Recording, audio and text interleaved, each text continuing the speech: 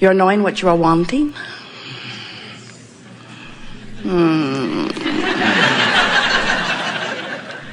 You're enjoying the expansion of your desire. Especially those things that you want that have not manifested yet. Those are your favorites, yes? Well, we always poke and prod a bit about that because we know how wonderful it is to want something and to know that you can have it.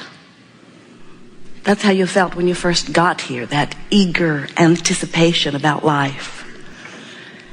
But some of you want, life helps you to do that, but you don't know how it's going to happen or when. Sometimes you seem to not know if it will happen.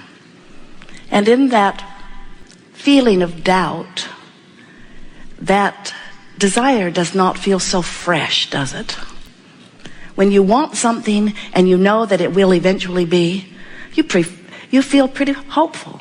When you want something and there is no question in your mind that it will be, you are full of desire and belief. Oh, what a nice feeling that is. But to want something and have no idea how it's going to come, when it's going to come, who's going to be with it, who's going to bring it, where it's going to come from, how it's going to come about, then we see many of you not as frisky as we would like you to be in this expanding experience. And we want you to understand that, of course, words don't teach. Odd that we offer so many.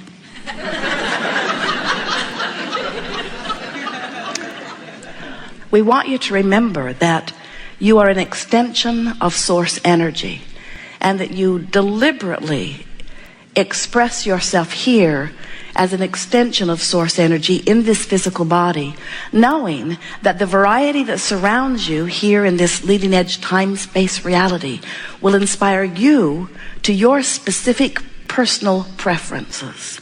And when you made the decision to come forth, you knew that every one of those desires that was inspired within you, every subtle little preference, every simple nuance of your experience, every time you know what you don't want, you know more clearly what you do want. You knew before you came forth into this body that with each of those new ideas about what would make life feel better to you, you knew that Source would ride that rocket and that vibrationally that experience would be prepared for you, prepaved for you. We think the thing that trips more of our physical friends up than all other things put together is that you have forgotten that you are eternal beings. You have forgotten that you are source energy beings. You have forgotten that that broader part of you exists eternally. And so we want to remind you that by telling you this very simple story of how it is that you came about. We want you to know that you are source energy primarily, eternally, that this dominant part of you, this eternal God force, source part of you will always be. And that part of you is a powerful, powerful, powerful part of who you are. The most important part of who you are in terms of longevity and eternalness. So this non-physical part of you decided to express a part of its consciousness into this body in the same way that this physical part of you might decide to come to a seminar like this. So this non-physical you projected a part of your consciousness into this physical body, and here you are. Now, as you're here in this physical body, you are surrounded by variety, by contrast. And as you experience that contrast, you, brilliant, genius, creative, source energy you, are inspired to a constant plethora of new ideas about what would make life better for you. And as those ideas exude from you, they shoot out of you like rockets of desire. As they shoot out of you, the source energy part of you never takes its attention from the new expanded version. In other words, think about this. Source energy expressing through you and now expressing further in the form of this new idea or new preference. And when you think about it, no one in all of the universe would know more clearly than you do when you know what you don't want, what you do want. In other words, Source is so sure that not only do you know, and do you have the right to know, but that you are the only one who can make those decisions, because you are the only one who is synthesizing your life experience. So the you that is really you, part of it comes into this body, and in this body you continue to expand. And here's the part we really want you to remember.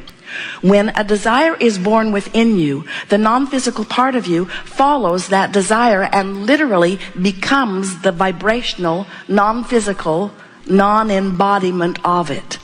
In other words, this is such an important thing for you to remember. We've written a book and given it the best title ever, Ask and It Is Given. And that's what that title is talking about.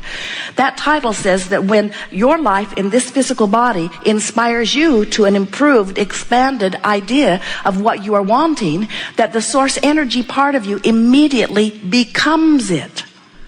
The question is, here you are over here. You don't have enough money, so you want more money. Source goes to that more money.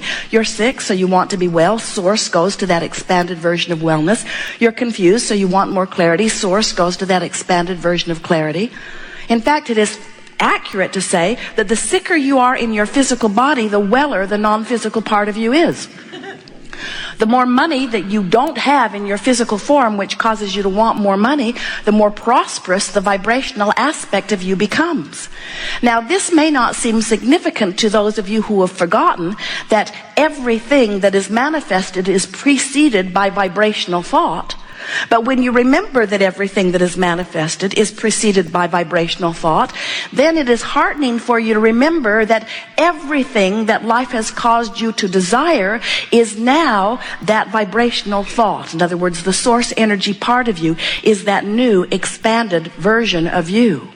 When you're rude to someone, you want to be nicer, and the source energy part of you holds that clarity. When you don't have enough of something you want, the expanded version of you has that. In other words, we want so for you to understand that this is what causes the evolution of all species. This is not some frivolous thing. This is the basis of the universe that most of you have forgotten.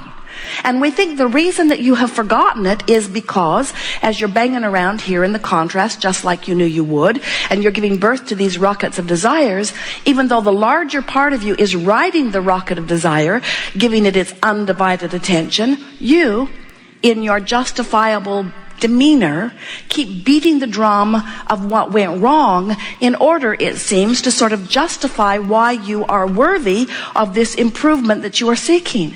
But the problem with that is when you're beating the drum of I don't have enough money, I don't have enough money, I don't have enough money, I don't have enough money, I've never had enough money, I've never had enough money, I don't know anyone who's had enough money, I don't know anyone who's had enough money, hardly anybody has enough money, that guy over there's got more than he needs, rotten person.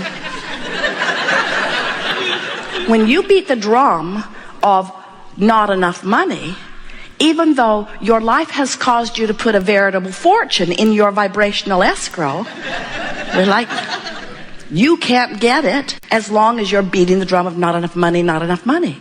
In other words, you've got to become a vibrational match to the expanded version of you. Here's the way we want you to remember it. You must find a way to keep up with you. Life is causing you to expand. That's why you came forth into this environment. You love the idea of variety causing you to expand still further. And you know, in an eternal universe, that expansion is not necessary, but inevitable. So what we're saying to you is, your life experience is causing you to constantly become more. And what this workshop wants to talk about is, what are you doing in relationship to this expanded version of you that is in the process of constant becoming? Are you keeping up with you? And here's the answer.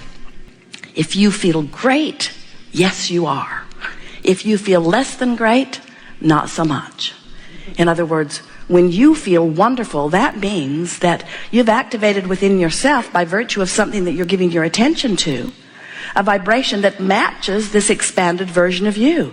And when you do that, you feel wonderful. But when your life has caused you to become more, and that larger part of you is being that more, and you're focused on something that's not letting you be that more, you don't feel good. You've got to keep up to speed with you. You're sort of like a two-headed monster, and we just want to get both heads going in the same direction. So everything that we ever talk about is about helping you to realize that you are always the new expanded version. And when you are moving in the direction of that new and expanded version, you feel good. And when you're not, you don't feel good. In other words, allowing who you are to be or resisting who you are to be. Letting yourself be the expanded version of you or holding back from it in some way. And you know, every emotion you feel, every single one, whether you call it joy, whether you call it despair, whether you call it hope, whether you call it doubt, whether you call it love, whether you call it hate, every emotion that you or anybody else feels is about your closing the gap between who you are or you're widening the gap between who you are. Every emotion is about that. What a wonderful guidance system you were born with. Because your guidance is letting you know in every moment whether you're keeping up with you. Nowadays, most of you have navigational systems in your vehicles. Jerry and Esther have 4 different kinds now. And all of them operate on the same premise where the system knows where they are and they program their desired destination in, and then the system gives them a visual and verbal description of how to get from where they are to where they desire to be. The system never says to them, "Where have you been? What took you so long? Why are you there?" Never once have any of them said to Jerry and Esther, "You asked yesterday and you didn't follow our advice, so we're not giving you any more."